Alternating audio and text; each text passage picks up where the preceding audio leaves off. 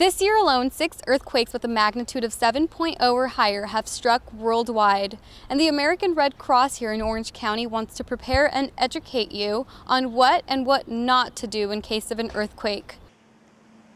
Here in Southern California, it's earthquake country, and a large earthquake is inevitable. In fact, experts say one is overdue. The Red Cross wants to make sure each individual is protected while the earthquake is happening, and disaster preparedness specialist Monica Ruzic tells us to drop, cover, and hold on. What drop means, it means voluntarily plant yourself on the floor, because strong shaking can knock you down and injure you. And what I just said is that we're trying to avoid injury, right? So by depositing yourself voluntarily, you're not going to get knocked down and injured. And then the cover is that you want to cover your head and your neck and your eyes to protect yourself from objects that might be flying around, breaking glass, that sort of thing. You know, that's your central processing unit. So you want to protect that so that when the earth stops shaking, that you're able to think and move and see. Also, cover up means if you're able to get under a piece of sturdy furniture within just a few steps, that is the recommended action. You want to get under something and you're using it as an umbrella. You're trying to, again, protect yourself from those falling and flying objects. So once you're under something, you want to hold on. And the hold on is twofold. Number one, you want to stay in that protective position until the earth stops shaking. And number two, if you're under a protective piece of furniture, you want to hold on to it. If it moves, you want to move with it, because in strong shaking, furniture will move around.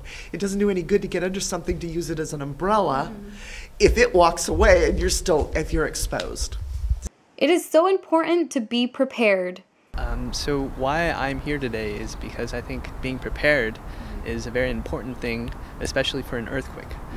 I myself have been in a couple earthquakes, having lived here for quite a while, 21 years, and sometimes, you know, it catches you by surprise, and you kind of, for me, for personal experience, I just kind of sit there and think to myself, is this really happening? So I've never been really prepared for it, and I think this class is going to really help myself and my parents get ready for the big one, because it's coming sooner than later. But what exactly does it mean to be completely prepared? But what that means is recognition that we might be without water, without power, without grocery stores or pharmacies. And so what we need to do is step back and think, okay, if that were the case, let's be rational about it. What would I need to have on hand to provide for myself and my family if we weren't able to use those things? So we would want to have some water on hand. We'd want to think about having some flashlights or glow sticks for safety when it's dark. We might want to have some foodstuffs stocked up. And it doesn't have to be expensive survival kind of things. It's a matter of looking determining what your family normally eats and having a few extra cans of things on hand, some extra meals. You should ask yourself if you and your family are prepared for an earthquake. If not, what are you waiting for?